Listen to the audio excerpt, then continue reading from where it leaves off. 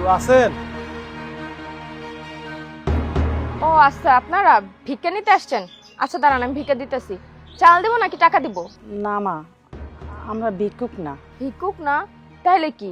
আপনাদের দেখে তো মনে হচ্ছে আপনারা ভিক্ষা করতে আসছেন। আপনাদের যে ড্রেস আপ আর যে অবস্থা। আমরা তোমার ভাইয়ের সাথে একটু দেখা করতে আইছি। তোমার ভাই কি বাড়ি আছে? একটু ডাইকা দেওয়া যাইবো? ভাইয়ার সাথে? ভাইয়ার সাথে কি কথা বলবেন? ও বুঝতে পারছি, হয়তো আপনাদের আরো বেশি সাহায্য দরকার, তাই না? আমি তো দিতে পারবো না, ভাইয়াই দিতে পারবে। আচ্ছা ঠিক আছে, আপনারা দাঁড়ান, আমি ভাইয়ের ডাইকা দিচ্ছি। ওই যে আপনার ভাই আছে না সবুজ চৌধুরী, হ্যাঁ আমগো আইতে কইছে, হ্যাঁ লগে একটু কাম আছে, হ্যাঁ একটু ডাক দেন। আপনাদের মতো মানুষদের সাথে আমার ভাইয়ের আবার কিসের কাজ? বুঝতে পারছি, ভাইয়া মনে হয় দান খয়রাত করবে দিঘা মন্টরি। আচ্ছা ঠিক আছে, আপনারা এই জায়গায় দাঁড়ান, আমি ভাইয়ের ডাইকা দিতেছি।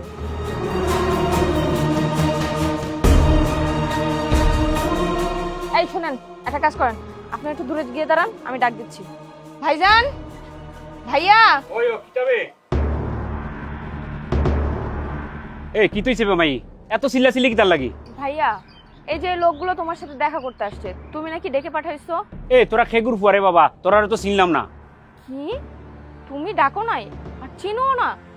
দেখছো ভাইয়া, আমি মনে মনে যেটা আইডিয়া করছিলাম, এই জন্যই বাসার গেট থেকে দূরে এনে দাঁড় করাইছি।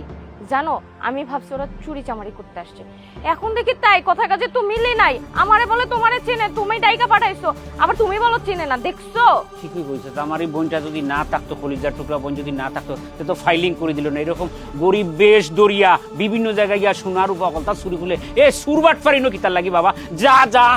দেখেন, আপনি আমাকে চিনেন না, কিন্তু আমরা আপনার ভালো করে চিনি, তাই তো আপনার সাথে আমরা একটু কথা বলতে আসছি। তোর কথায় বুড়া যায় গো বুড়ি, তুই আমারে বহুত বেশি চিনস। হ্যাঁ, চুল ফাঁকি গেছে, দাড়ি ফাঁকি গেছে, ফুয়াগুলো গেছ কোন থেকে হর। আচ্ছা আপনাকে কোথাও ভুল হইতেছে, ওই যে বসির ঘটক আছে না, বসির ঘটকের আপনাকে ফোন দেন, হেলি হ্যাঁ আপনাকে সব কইবো। আরে হ্যাঁ তো আপনাকে বাড়ির ঠিকানা দিছে। হ্যাঁ ঠিকানা দিছে কি লেগে জানেন?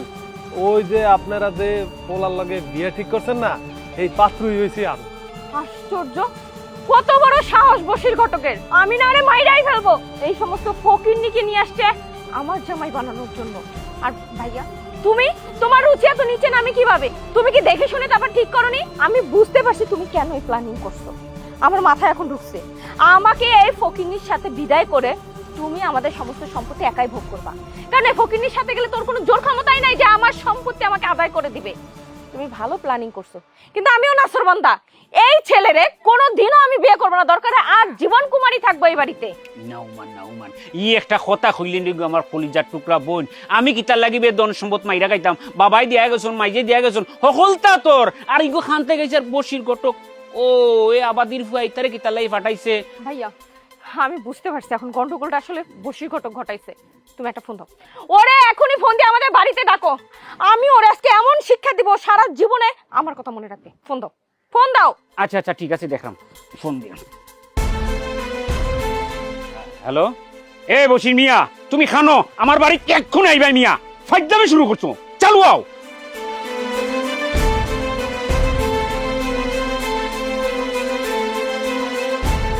কি ব্যাপার, এত জরুরি তলব করলেন আমারে? এই যে আসছে নবাবজাদার বাচ্চা। এই এই আপনাকে কি বলছে? ভালো ফ্যামিলির সুদর্শন শিক্ষিত একটা ছেলে দেখতে বলছে আমার জন্য। আপনি কি করছেন? এরকম একটা ফকিন্নি আমার জন্য ধরে আমার বাসায় পাঠাইছেন। আমাদের সাথে কোন ফ্যামিলি যে আপনি ভালো করে জানেন না, আপনি কিভাবে পাঠাইছেন? হায় হায় হায় হায়, এটা কি কইতাছেন উল্টা পাল্টা? আরে আপনারা চিনেন? কত বড় মানুষ হয় চিনেন আপনি? এই বসির, এই তুই যে গট কইছ ব্রা, তোর কোনো আক্কল জ্ঞান আসেনি। তুই যে এতগুলি খালি আমার সাফা মরজ বিয়া দিছিস, আমার বোন আমাদের পজিশন খানো কিটা আছে, জমিদার আমরা, আর তুই ফকিন্নি টকিনি ফাটাই দিছ। এ আবাদির ফুয়া, তোর গটকগিরি ছুড়াই দিমু আমি। আপনি কি জানেন ওনারা কত বড় মানুষ? জানলে তো অবাক হয়ে যেতে। অবাক হব কি? হ্যাঁ অবাক কি হব? অলরেডি যা হবার তা তা হয়েই গেছি। আমার জন্য এমন একটা ছেলে আপনারা পাঠাইছেন যে ছেলে কিনা আমার বাড়ির চাকর হওয়ার যোগ্য না। আমার ভাই যে কৃষিক্ষেতে লোকগুলো রাখছে না, ওর চাইতে ভালো। এই থামেন, অনেকক্ষণ ধরে আমি আপনার অনেক কথা শুনতেছি, আমি কিন্তু কিচ্ছু বলি নাই। আর আজ আমার ছেলে, ও কিন্তু কিছুই বলে নাই। রুনা গ্রুপ কোম্পানি নিশ্চয়ই নাম শুনছেন, ওই কোম্পানির সিইও আমি। আমার যত সম্পত্তি আছে সব সম্পত্তির মালিক আমার ছেলে মেঘ চৌধুরী। বুঝতে পারছেন? আপনি কাকে নিয়ে কি বলছেন? আপনারা দুইজনে কাকে নিয়ে? তাহলে আপনাদের অবস্থা এমন কেন? আপনার ছেলের জন্য আপনি প্রস্তাব নিয়ে আসছেন বিয়ের, আর এই অবস্থায় আসছেন। শুনুন, আমার মা হচ্ছে রুনা গ্রুপ অফ কোম্পানির সিইও। আমার মাই আমাকে বলেছে, বাবা তুই যেখানে বিয়ে করতে যাস, তুই গরিব হোক কিংবা ধনী, সবাইকে পরীক্ষা করে দেখা উচিত। তাই আমার মাই আমাকে প্ল্যান দিয়েছে, চল ঘটকের কাছ থেকে ঠিকানাটা নিয়ে আমরা ভিক্ষুক সেজে ওদের বাড়িতে যাই।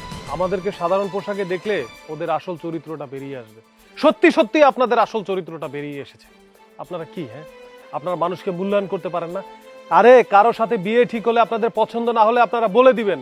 আপনারা কি সবাইকে টাকা দিয়ে বিচার করেন? আপনারা তো মানুষ না, আপনারা হচ্ছেন মানুষরূপী লুবি মানুষ।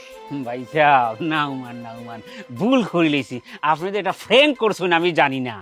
আমি আমি আমি আপনারা এখন চিনছি রে বা অকল তো আপনার লগে আমার সম্পর্ক হইব, আপনার লগে আমার সম্পৃক্ত হইব, অকল তো হইব ভাই সাহেব, চাই না। দেখেন, আমাদের ভুল হয়ে গেছে। আসলে আপনাদের এই বেশ পোশাক দেখে না আমার মাথাটা গরম হয়ে গেছিল। দেখেন, আমার জায়গা থেকে তো আমি কখনোই চাইবো না এরকম একটা মানুষের সাথে জীবন কাটাই। আমি যদি জানতাম আপনার ছেলে এত বড় লোক বা আপনি এত বড় লোক, আমি কখনোই আপনাদের সাথে এরকম আচরণ করতাম না।